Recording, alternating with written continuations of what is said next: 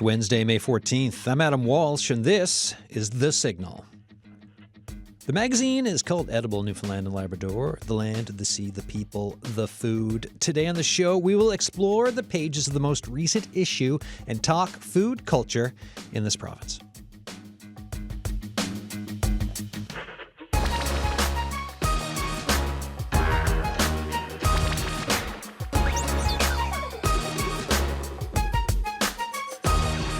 And I have a question for you folks, too, today.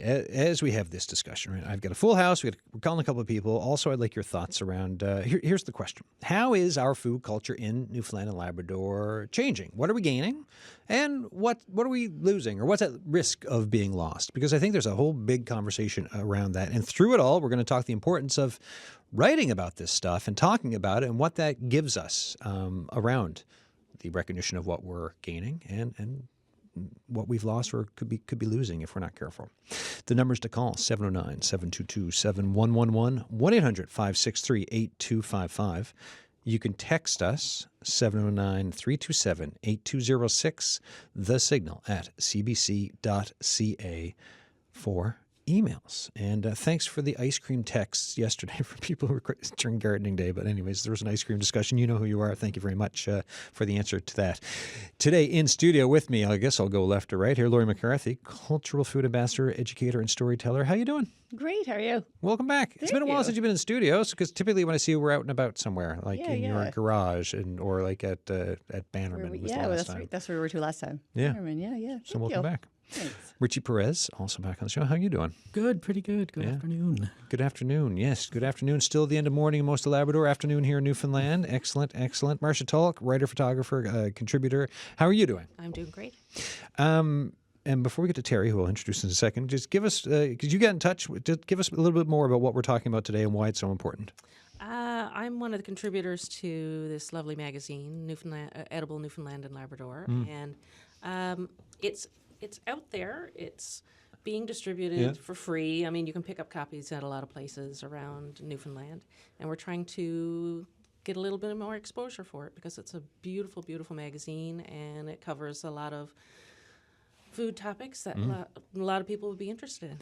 Yeah, I've been thumbing through some of the issues you sent, so thank you. Everything from do-it-yourself root cellars, rescued apple crisp, new restaurants like Persepolis, Mamacita's Mexican Kitchen, Wild Forge Spices, Foggy Shoals Fish Company, cod liver pate, char tacos, Foraging Berries the Mushrooms, The Bashful Chef at the Peaceful Loft, The Boil Up, Sissa Seafood and Goulds. Loads of stuff, right? Loads of stuff. Fishing Char Nunatsiavat as well, right? So Newfoundland and Labrador, lots of food discussions and examinations and recipes. Terry Bursey is here too, former chef, current food writer. How are you doing? I'm doing great. Thanks for having me here. Well, for you, question. So to go from, being able to cook and being a chef and then writing about food, what is it about food writing that does it for you that you think is so important? Oh, it's one of my favorite creative mediums. When it comes to anything artistic, be that photography, writing, food is one of those things where you almost can't go wrong. As long as you have the basic fundamentals in mind, you can do whatever you want. The sky's the limit with what you can create, and you can be avant, and it can be celebrated. And it's something that is uniquely subjective, and so you don't get a whole lot of elitism surrounding it. You do in some places, but definitely not here on the island. I've evolved over time with elite, like that kind of some of the, I don't know the right word to use. For me personally, not judging anyone else, I would say it was nonsense for me. I used to be snooty about things, and then I had a more of an awakening around food and not being snooty. And I love reading that kind of stuff, right? People who are just talking about whether it's bologna or bolognese or bolognese, like whatever. It's all good by me. Right on. The time and place we're in right now. You're all folks from photography to writing, really caring about food and culture. What do you think about this moment we're in for food culture for Newfoundland and Labrador? And that's a big old wide question, right? But I'm just curious of your thoughts. Like after my intro, after talking about edible here, what do you think about this time in 2025 for where we are? And you can choose your own adventure on what you want to talk about. But Laura, you go first. As you threw that question out there in the beginning, about food and culture and what are we losing and what's lost, and I think lots of people recognize that is a lot of my work, but I'm also a huge fan of, culture and heritage. And I think that in order to celebrate these foods and these ways of living in life that is here, I think it is perfectly fine, and we should encourage change and growth in those areas, right? Like our international communities, like what that food is bringing to here, I think it's amazing. The fact that we have like amazing grocery stores here and ingredients now that, Marsha and I are using that we would have never been able to get here. Like I used to go to Kensington Market with an empty suitcase and come home with spices, So I love that that's coming here. And culture changes, and what it is today is not going to be what it is in 100 years or what it was 100 years ago. And I think that is fantastic. Things like when I grew up, my great uncle Vanner, he was from the Black Forest in Germany, and they were in Puchkov, and he was the only one that ever picked mushrooms. Like nobody knew, like he was the, But now look at all the young kids and look at all the people who are out there picking wild mushrooms now, and we never knew what it was. No, when I grew up, mushrooms came from a can. Right, me too, yeah. And, we were told that everything was poison. Yeah. That's poison, don't eat that, right? But it was because they never knew what it was. And in order to keep us safe, they told the kids not to eat stuff. But we got this fear around wild foods. In a time we're so focused on Canadian products, and, it's such a big deal now. I mean, look at this magazine, and it's boasting of all the stuff that is here in Newfoundland, from the wild stuff, from the new restaurants, and so I think it's fantastic. Yeah, I think it's keeping all. We can keep all of it, right? Like Dad will talk to me about recipes and stuff that my Nan Walsh used to, and stuff that So if those aren't if that stuff isn't kept in family and discussion, it can go, right? Like the recipe for apple dumplings or something, whatever. So I like thinking about a way to keep that in the discussion for those family things or regional things in Newfoundland and Labrador, but then.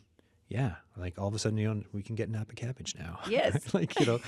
Kimchi is part of the conversation. 20 years ago, people were like, what? Is that some kind of form of stretching? Like, this is literally something that was said to me before about kimchi. So, and now we're fermenting kimchi here. Exactly. Like with wild yeast, we're making food and flavors that were like never made here before.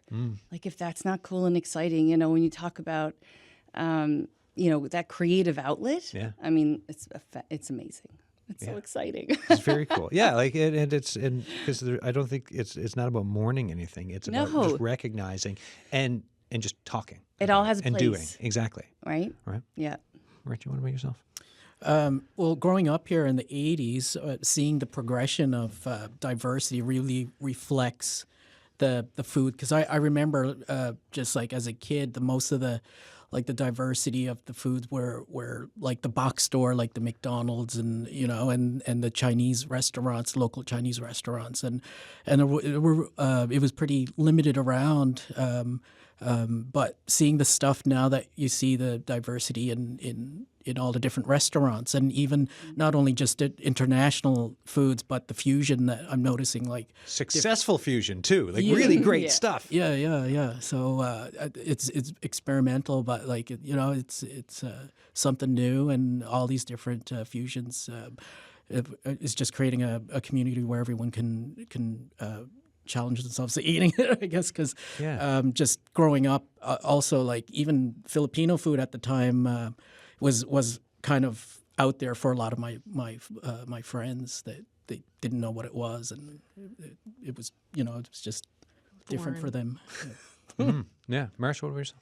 I think I'm the one that's going backwards all the time. Yeah. I'm the one that looks at the way food used to be made, and how that fits into our daily lives today, and how we can change it to make it fit in our world today. Like the above ground root cellar that I had wrote an article about. Nobody has a root cellar anymore. Not very often. And I buy $120 worth of groceries or vegetables, root vegetables in the fall, and I have for $120 I have my vegetables for all winter. And I don't have a root cellar, but I have a box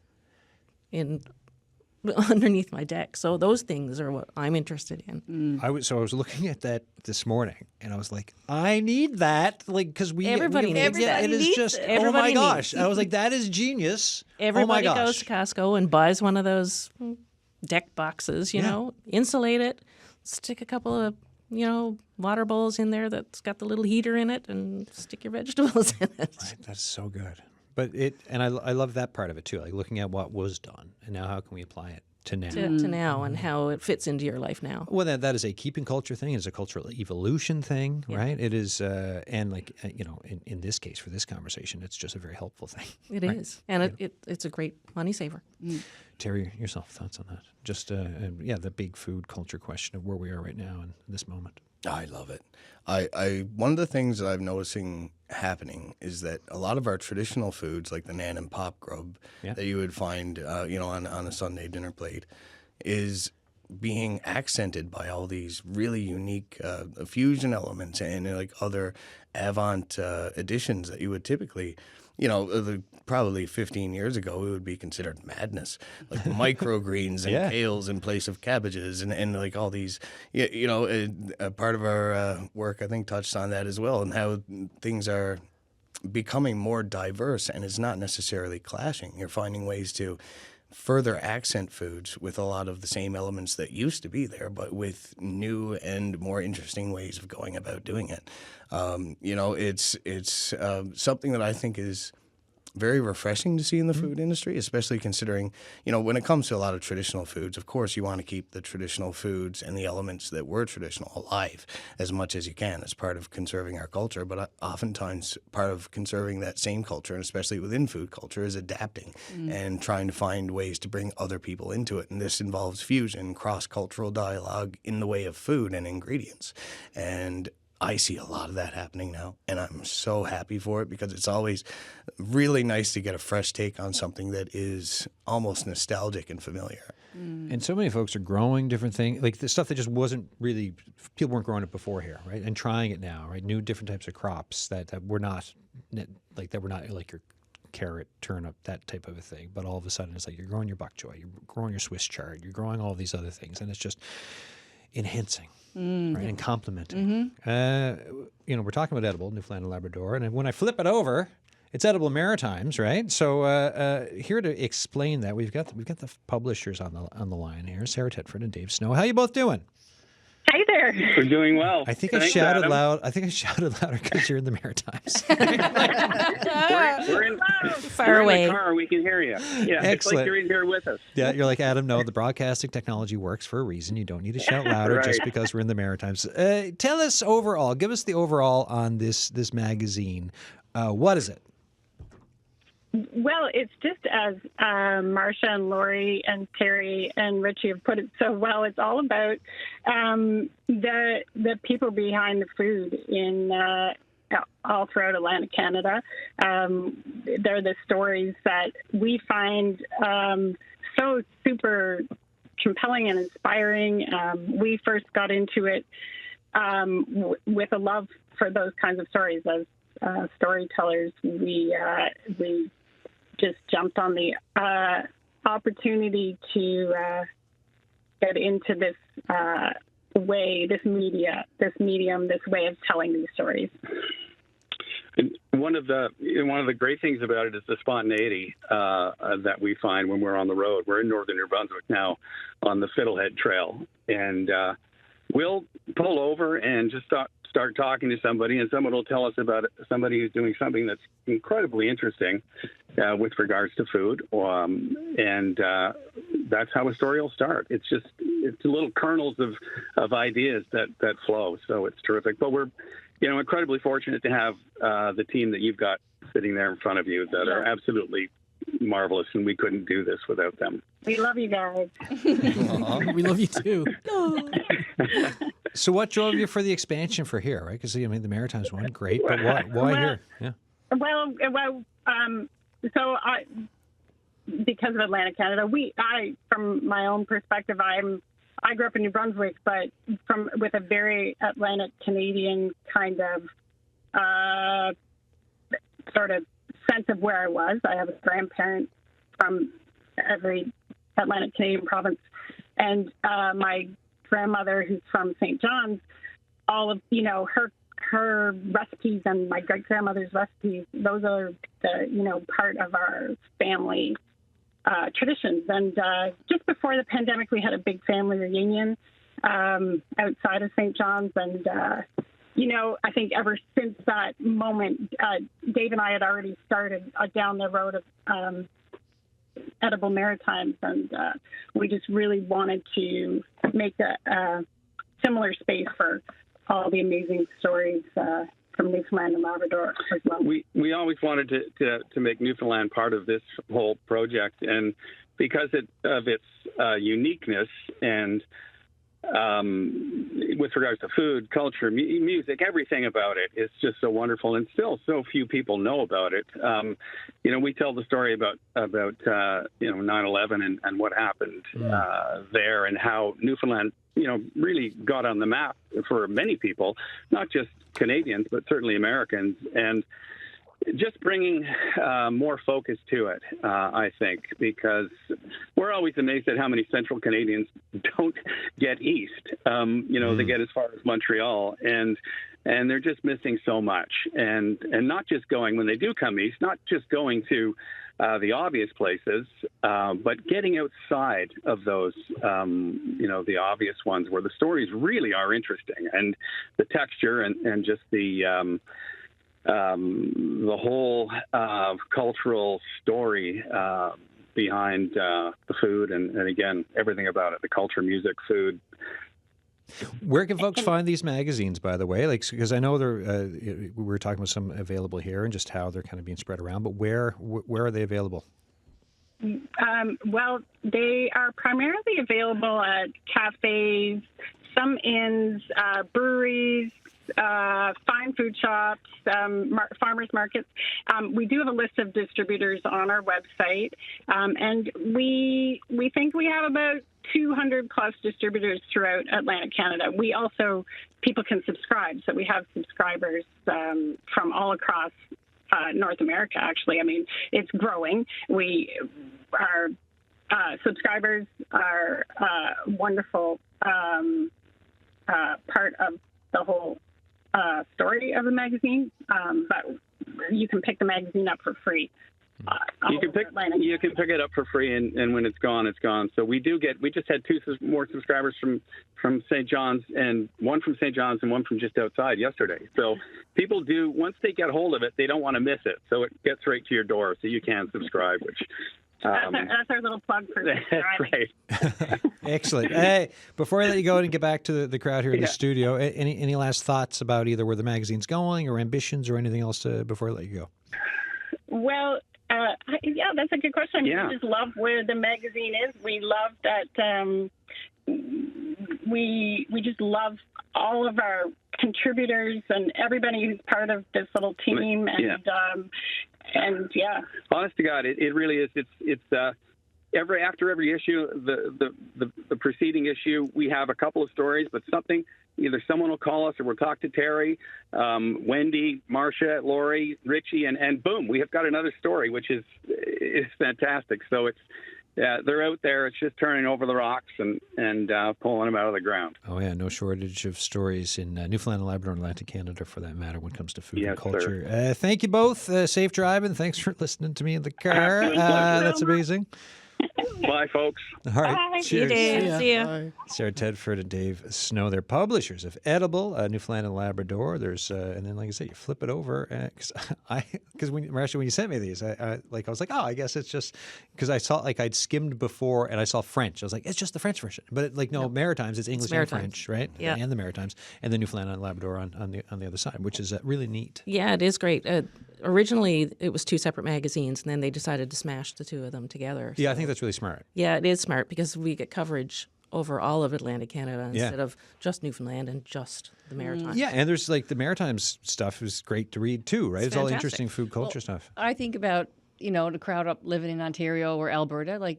If I was up there, how awesome would it be to be subscribing and reading all the stories of what's happening at home, the place to eat, and so And keeps you connected is important. Just to give a little bit of background on what Edible is, it's one of the largest media organizations in North America, and it's only in North America.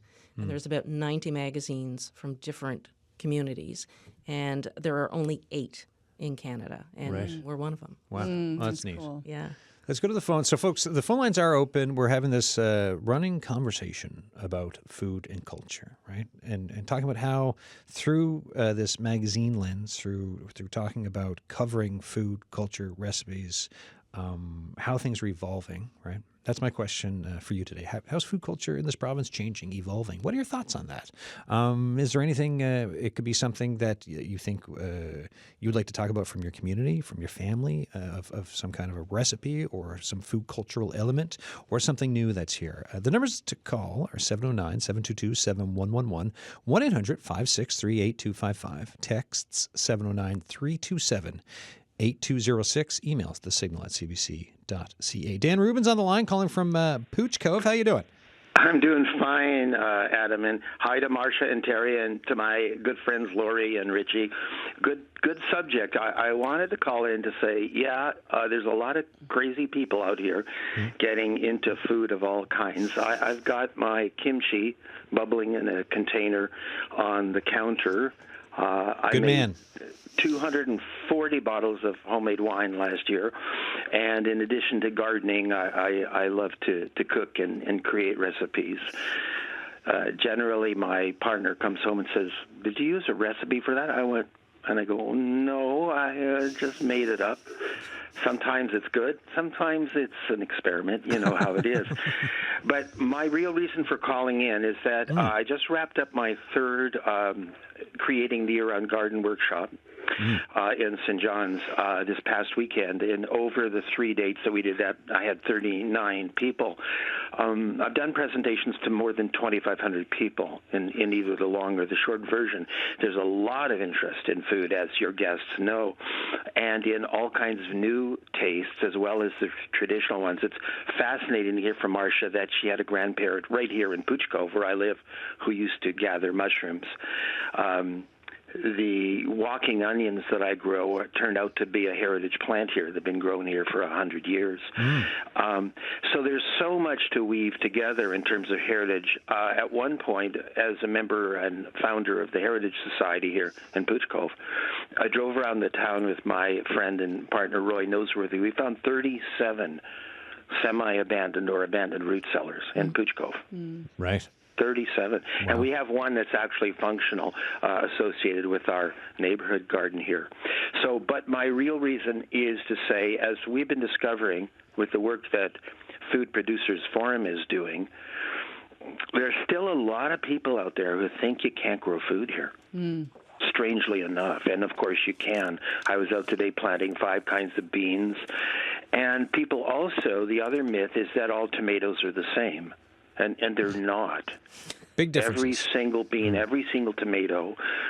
Seeds of Diversity, the National Heritage Seed Organization, has a catalog composed of seeds available from fellow growers and gardeners across Canada. And, you know, the last print catalog I got from them had 1,700 named types of tomatoes listed in it.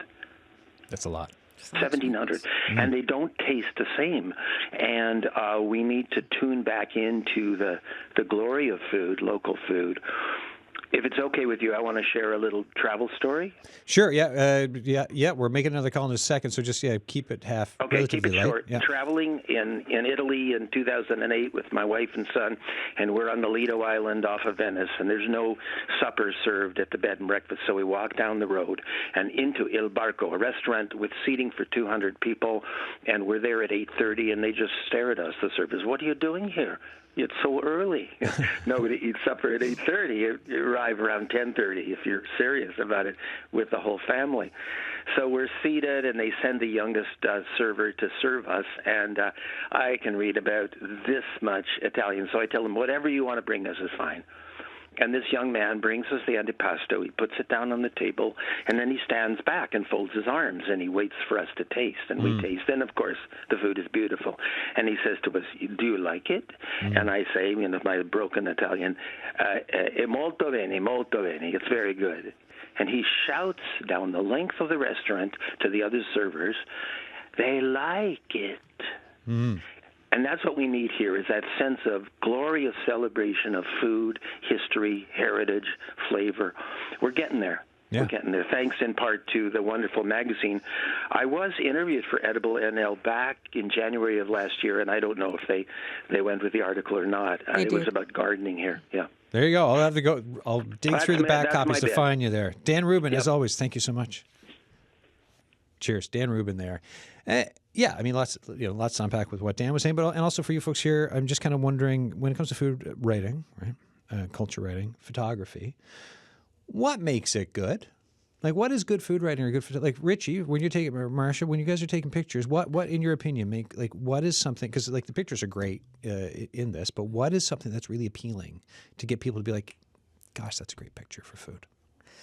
Oh, well, That's a hard one. it is. What do you use? Like, what captures your eye? Like, if it's colorful to me, and if it looks like I can smell it through the paper, Yeah. that picture, well, then I've done my job on capturing it. that but- says it though, right? If it looks like you can smell it through the paper. Yeah. Marsha, It's what It's about like yourself? smello, tasto, vision. Yeah. Yeah, Really scratch though? and sniff. That could be an idea for the next issues: is make Just a little bit pages of- scratch and sniff. Right. Crab cake. Yeah. Marsha, what about yourself? I don't know.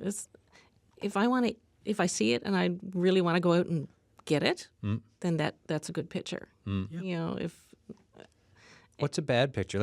I'll even just on the gram for Instagram, right? I'll be like taking stuff and it's like, oh, that doesn't look like it looks like in real life, and you don't post it. But there's something that like you said, if it looks like you can smell it or almost taste it, whatever that thing is, you want to run out and get it right away. that's the that's the one you post. That's the one that you think, well, this is magazine worthy, as opposed to ones where it's like, well, that just doesn't give the essence of the dish and how it looks, and makes people want to read it or taste it or think about it. Although when I do an article up for Dave and Sara, I'll just kind of photo dump a bunch of pictures into a file, and they look at them, and they pick things that I wouldn't necessarily have picked. Like one of the covers, the one with the fishtail. With the spoon? With the spoon. Yeah, that's a great picture. I would never have picked that, but they said, really- no, that's It speaks to action. Something's going on there, right? That's why I was like, what is this? What's happening with this fishtail and this spoon that I need to know about? And it was so bizarre when I wrote that, too, because the cod moratorium just ended. Right. So it was like a timely piece to be writing about. Yeah. Whether we should be doing it or not, or, make the most of it as you can. Don't waste this resource. Yeah. Scrape every little bit off the bone that you can, because you never know when it's going to disappear again. Well, I mean, it gives so many different layers to that picture, right? Yeah. Of the importance of everything you just said. Lori, what were you going to say? Oh, it tells a story without saying anything. Yeah. I find like even the one that you did with the crab legs hanging at the bucket. Yeah. Oh, the boil up one? Yeah. Like it tells a story just without saying anything. I find that's, and like you said, the one that the scraped fish off the skeleton, right? It's like, Yeah. It's like, what went on there? What went on there? About? What's that about? What's this about? Oh, Yeah, tell me, I need to know more about this. Right? Yeah. Someone's scraping a fish with a spoon. Yeah. We need more. Terry, what about yourself for storytelling and like from the kitchen to writing and the photography, like all of it together? Like tell me more about your thought process around that. My thought process around that is I took one of the lessons from cooking and I expanded it to writing and the brief amount of photography that I did before, in that the phrase goes, you eat with your eyes first, or you taste with your eyes first. You want to grab the attention right away. I mean, a lot of people can thumb through a magazine and it's just empty information, but if they come across that one perfect picture, or they come across that one opening hook that really draws them in and then presents a story and then keeps your attention, then that's the exact same thing that applies to food. You want it to have that great presentation, that height, that colorful vibrance in the plate that really draws you in. And I take that and I try to capture that with both writing and photography if I can. Amazing. Yeah, I love all that.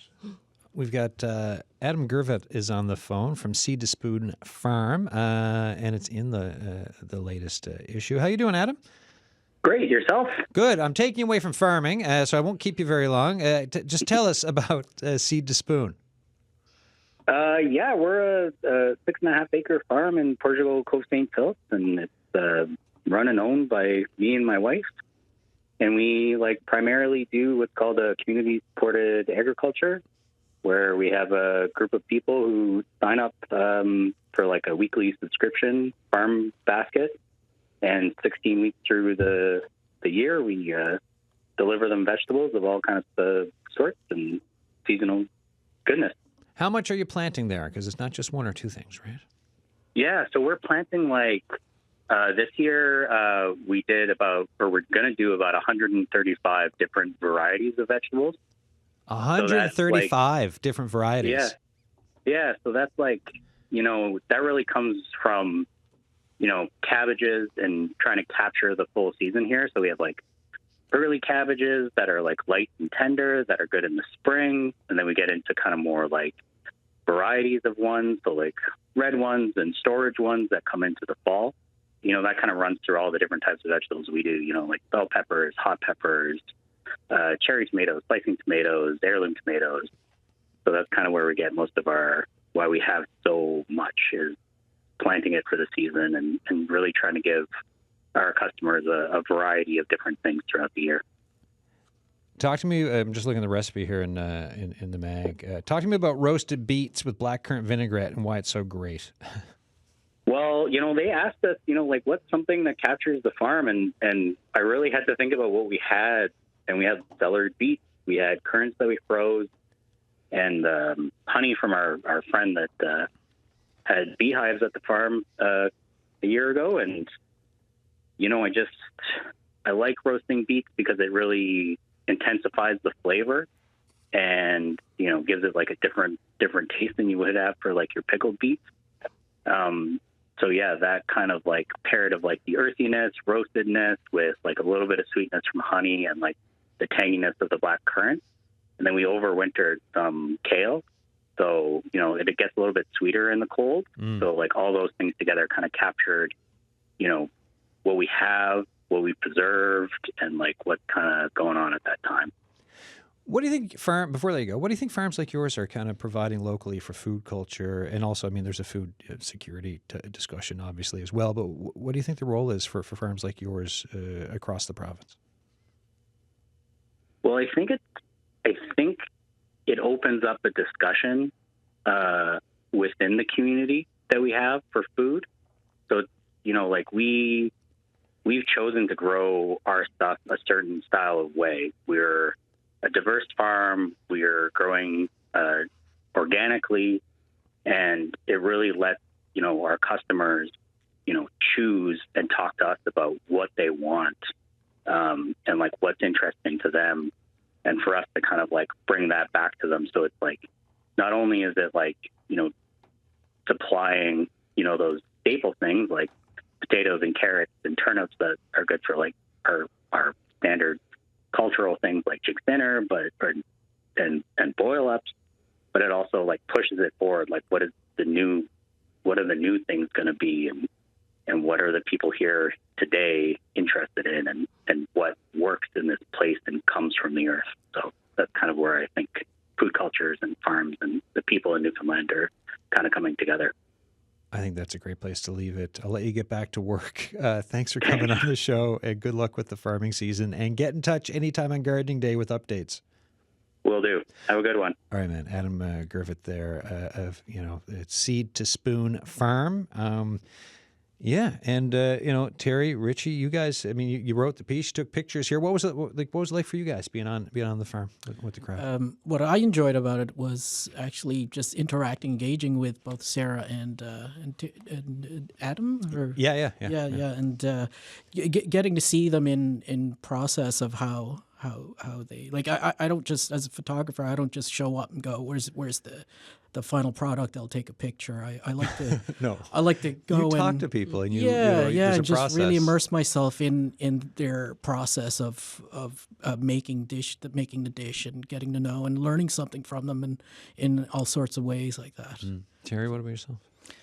Well, I love all of the interview aspect of what I do, and it was especially an enjoyable piece when I interviewed Adam and Sara. It just I'm typically not a people person. I am not a networker. I am not this and that. But when I interview people over the phone, especially, it's more in my comfort zone, and it's a place where I can open up, and all of a sudden I can make organic connections. And especially when it comes to bonding over things that are shared interests. I have a shared interest with food. They have a shared interest with food. I love working with my hands and growing things. They love working with their hands and growing things. So it provides me a rare opportunity to actually delve in and make connections with people and to kind of have a unique dynamic that I typically would, it would rub against me the wrong way. It would chafe me a little bit. I don't interact with people well in a face-to-face, like real live scenario all that much. I tend to get nervous, and I tend to be a little bit more cloistered when it comes to interviewing over the phone, especially, or like within that sort of dynamic. I open up more, and it allows me to get to know people in a much more in-depth and more refreshing way. And so it's almost cathartic in a sense. And I especially love that interview, like I said, with Adam and Sara, because it allowed me to get some very unique insights into not only food culture and the grassroots, pun intended, aspect of what was going on in regards to the food that's being grown, and have that kind of insight, but allowed me to share my special interest and to bond with someone on a unique level as well. Even if there's that professional barrier, of course, on top of that. So yeah, I loved it, and I'd do it again in a heartbeat. Yeah, there's something when you start talking to someone and you're connecting about, I'll just use the word stuff, right? But it's like, yes, the way you talk about stuff is how I feel about stuff, and we're connecting here, and this is great because some of the realizations and the furthering of your thought around something can be quite meaningful, especially if we're talking food and culture, right? Any thoughts for anyone else? Any thoughts on what Adam was saying just about farming? Marsha, Lori, like that end bit about listening to, when he's talking about listening to people, what they want, and then what they can provide, and then taking from the earth of Newfoundland and Labrador, and what that kind of gives communities. Like, I kind of loved that last bit of the conversation. I think the smaller farms are giving a big boost to all these food hubs too. Yeah. That are the one in Corner Brook is year round now. It's not just a seasonal thing. And the Killick Coast Food Hub, which I think Adam and Sara are involved in, that's a great way to get people introduced to local food fare that's being produced here. And if you buy stuff locally, it's going to last you so much longer. So you're stretching your dollar even more by buying local, because it will last in your fridge for 2 weeks, instead of the stuff you get in the in like big box stores that have been in a truck for the past month. No, it comes out, it's like, walking straight off the cast of Walking Dead, right? Like, you're just kind of like, oh, this is, it used to be something, but it used to be nutritious. Not now no more. It's at the end of its life. Yeah. But, even the agricultural processes that we're going through now, regenerative farming, Upper Humber Settlement in Cormac is all regenerative, and they treat the land in a way that it's going to sustain itself, instead of tearing down every tree and not doing anything, not putting back into the soil what was taken out. Yeah.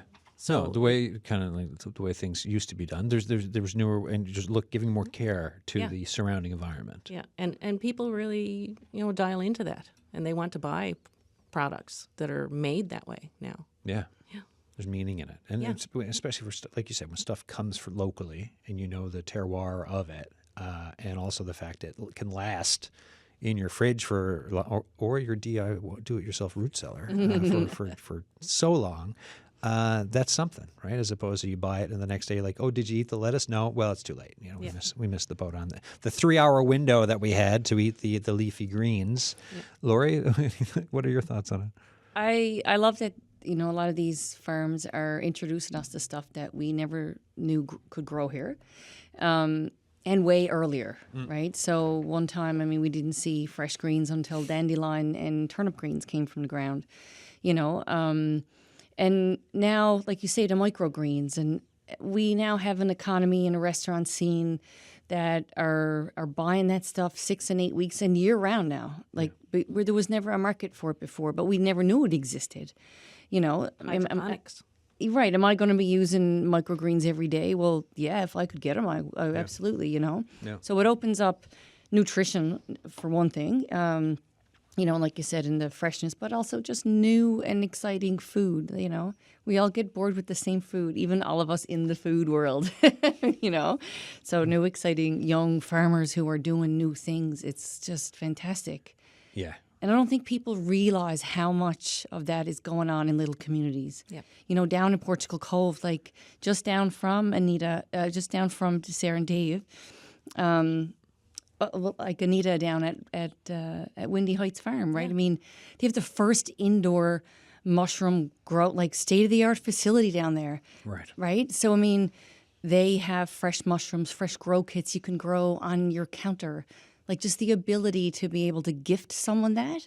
Like you're gifting someone for $25 like $40 worth of mushrooms that, the return on these investments. And we all have enough stuff, most of us, like the ability to give those kinds of gifts of food. And I just think it's really, as much as we can support them, then they'll be here. If we, we'll wonder what happened when we didn't pay attention. Well, and we're in this time right now of this increased conversation around supporting local. Because we were having the conversation before everything was happening south of the border about food security in this province and the need to shore it up and improve it and everything else, and always talking about buying local to keep the money inside the bucket of Newfoundland and Labrador. Then you get tariff threats and everything else, and you look at sovereignty threats, and yet here we are still having this discussion. I mean, at the beginning of the... here's from Sara and Dave for this issue, right? Hello from us. The need to support local is an understatement right now. Whether it's a local business or Canadian-made products, we know that pulling together has never been more important. With all the bad news radiating throughout our lives these days, we hope that this issue brings some hope. People are making good things all around us. In these pages, you'll find stories of such people who are leaning into their local, whatever that might be. And as they do, they're feeding each other, our imagination, our sense of place in our communities. Yep. Yeah, and people have this argument about the cost of local food, and I get it. It is an argument to be made, but once you understand the amount of time and energy and effort that goes in, and it's their livelihood, and they're not doing it because it's filling their bank accounts. They're doing it out of a true desire to give back to this place, to eat well, to feel like we're contributing to the economy, to neighbors, to nutrition, to, So I think it's more important than we realize, I think. And, we all know that we produce enough food globally to feed the world over and over. When you start buying food that's more expensive, you actually pay attention more to it, rotting in the back of your fridge. Yeah. And if you don't know what to do with kohlrabi or whatever shows up in your CSA box, like you open up Pinterest and you go, what do I do with kohlrabi? So, we have that, we can access that now, what to do with stuff that we never knew even what to do with before.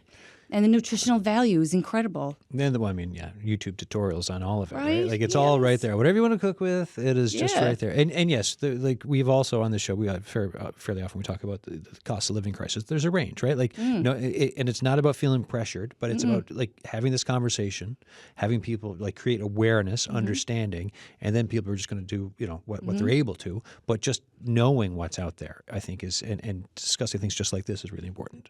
I mean, even projects like Food on the Move here in town, where they'll bring certain products and it's a low cost kind of item, is a couple of dollars for each item or whatever, and they're fresh grown local products, and it exposes people to new things to eat. Totally. You go the small local farms, you go like the community gardens, which are all across the province, right? And what those have, you've got some school programs, like Fishing for Success has been in with schools. Other people have been in with schools like Michael Murray was just here yesterday talking about going in to talk to, I think it was grade 1 students, right? He told me how he checked with AI to ask what to talk to them about. But it's this full range of discussion and talk and learning about food systems and the importance of them, which I don't think when I was growing up, that was not there. No. And it is here now. Yeah, I mean, that little Green Thumbs program that Agricultural in the Classroom used to do, it is. There's definitely an awareness. And I get it. We're all busy. It's just a matter of, can you implement one new thing in your life? Is that this week you're going to pay attention to plastic, or this week you're going to pay attention to supporting your local restaurant or buying local farms? I mean, that is what the magazine is about, I think, at its essence. It's just, the rising tide floats all boats, right? Here we are. If we just reach out to we have our own micro communities inside these big cities.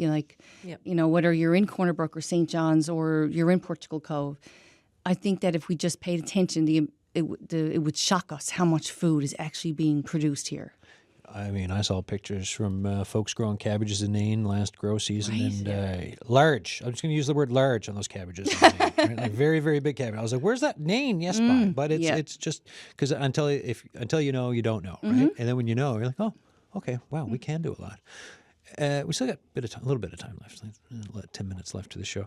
What's something recently or in the last few years? Like, tell me something food culture wise for this province that was of an interesting note for you, that you learned, or that was that you just thought, gosh, these people are neat, or this thing is neat. Like for me, I remember this. Oh gosh, we're going back a while, but I did a story of this hand scallop harvester, right? Tim Ball does work, provides some local restaurants downtown. So a while back now, I also found out we're like distant cousins through to the typical Newfoundland thing, right? You find out you're related after you do the story.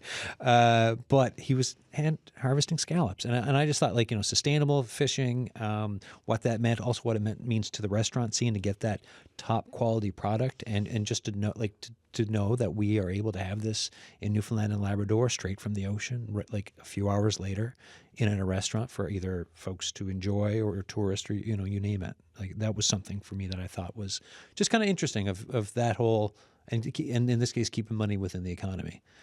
Anyone else? I'll jump in on that. Yes, please. I don't know if this is going to be polarizing or not, because it's one of those things. It's definitely like out of pocket, like it's a little bit mind blowing, and it's got nothing to do with the variety of ingredients this time. It's a change in method. I accidentally couldn't find my scoop one time when I was making cold plates, and we all love cold plates. And you need your scoop if you're making cold plates, right? Right. Yeah. Somehow it struck me. Oh my goodness, piping bags. And flower attachments, and the sheer amount of creativity that could come from that, and I was mind blown. I was like, surely someone has thought of this before. It had to have happened. It could not have come from me. And I just started piping bags and slapping that on and putting like the most crazy designs. I had a swirl of mustard, a swirl of beet, a swirl of white going in the middle, and I was just like, this is incredible. I'm hesitant to share it. Like, I don't know if what is going to happen, and I want to put that out there. Like, guys, try it, because my goodness. Like, someone had to have thought of it before. A few weeks from now, there's gonna be some kind of picture on CBC of an artisan face of someone who's piped out a full cold plate, and this is Dad. Some handsome as a cold plate, right? All right, who else has one? I think all the curing methods that are coming out now, Right. with chinched, doing cured meats and stuff. I'm gone crazy with it. It's just fantastic, like lamb bacon and moose mortadella, and it's just limitless what you can do with curing techniques. And they've been here forever. Saltfish, I mean, it started with that. Yeah. And it can just expand with a bunch of different things. Like, I don't know, curing is great for me. I love that. Yeah. Ritche?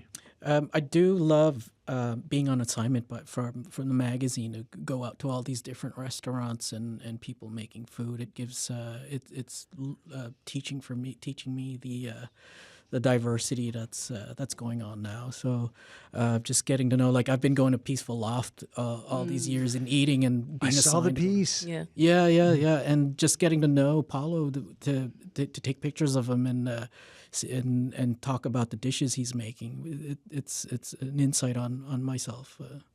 Peaceful, quite the spot too, eh? Oh yeah. And he's Is it amazing. true that when you order, then he'll correct you and say, no, you don't want that? He's done that. Yes, he does. Yeah. Does he? Yeah, we went in one time and ordered the mushroom thing, and he's like, no, you don't. Like, it's far too much for two of you. I'm like, yeah, but no. He's like, no. And then he gave us something else, and then. Having listened to him that time, a few weeks later, I went back. I'm like, there's a few of us. I would like to order the very large mushroom thing for multiple people. And then I got to have it. But I had to give the explanation that it's for more than two people. And then we couldn't eat all of it when we got home. So he was right. So listen to the man. Koji obsessed. Yes, of course. Yeah. Tell people what it is. Give the explanation. Okay, koji is this ancient Japanese mold. Thousands and thousands of year old. So when you think about it, think about like the white mold that grows on brie cheese. Okay, so this is a mold spore. It grows on rice and grows on barley, and you can't buy it here. Like, you can't. It's atrociously expensive to import here. No one carries it. So if you want to make miso, so we all eat products all the time that has Soy sauce. Yes, soy sauce and miso soup when you go to the sushi place. So without koji, none of that is possible. So I'm obsessed with growing flavors. Like I'm working with a friend of mine who's working in a restaurant, and it's like, okay, but wait, you need to understand that if we just take this and put it with koji, we're actually growing a flavor. We are cultivating something that's never been made here before. Like we can design a whole flavor profile that's actually never existed here before. So you're talking about like wild yeast and 3,000-year-old, and you're able to, in a practical sense, you're able to use up things that you would have never used up before. Old loaves of rye bread get toasted and turned into like a tasty paste, which is basically like miso.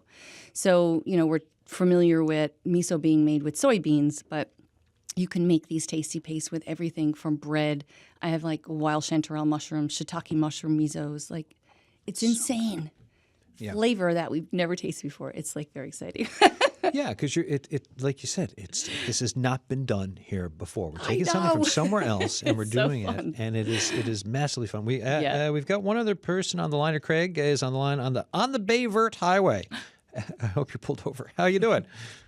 Good. Yes, I finally found a spot where I can call you. Excellent. It's my favorite thing. Drive around until you find the spot. You found it. Thoughts? Basically, we have 40 election districts. We should have 40 sustainable farms, enough food to feed each of the 40 districts. That way we can do something manageable. So, for example, here on the Grevatt Peninsula, we got about 10,000 people. So, 500 cows, 5,000 goats, 36,000 chickens. We can find sustainability when we look and make things a little bit simpler for each district, break it down so that we can have food sustainability and produce more than that the region needs so that we can export it. Just keep it simple. Export it to ourselves. Right. Great. Craig, thanks for that thought, because it ties so well in with the conversation today around food, culture, heritage, and also food security. I'm glad you found a spot where your cell phone works on the Grevatt Highway to give us a call. Thank you. Have a great day. Enjoy the conversation. All right, buddy. Cheers. Excellent spot. As we wind down, Marsha, any final thoughts? I just did have a little note. One of the contributors, Wendy Rose, she couldn't be here to call in today because it didn't work out. But she did send me a little note. She said, as someone whose journalistic focus has primarily been on the arts and entertainment for over a decade, writing about food has been a very refreshing new endeavor. I like to use my space within Edible Newfoundland and Labrador to highlight local restaurants and their owners, chefs, staff, etc., using the words to tell their stories. Because who better to tell about a delicious dish than the person who created it? There's only one thing that I don't like about this food writing gig, since now I'm based in Montreal. Ritchie's photographs all the food without me. This means only getting to drool over the photos instead of getting to taste test the divine dishes I'm writing about. He owes me dinner next time I'm in Newfoundland. Will do. There you go. Yeah, Wendy does great work, so thanks for that note there. Boys, thanks for the chat today. Thanks for coming in for this. I look forward to next article. What's your next article? Do you know yet? Oh, it's probably going to be about cold plates at this point. Yeah, pipe and cold plates. Lowry cold plates. Debut. Pipe and cold plates. Awesome. All right, everyone. Thank you very much, folks. As you're listening to us here, if you've got thoughts, right? Whether it's thoughts on today's show about food, culture, history, food security, Newfoundland and Labrador, the Signal at cbc.ca. Call the Signal line and leave a message 709-576-5260. Looking ahead, so that's today's show. Looking ahead tomorrow, so different day, different topic. Folks, we're living in a time of record drug overdoses, right? 61 people lost their lives to accidental drug deaths in 2024.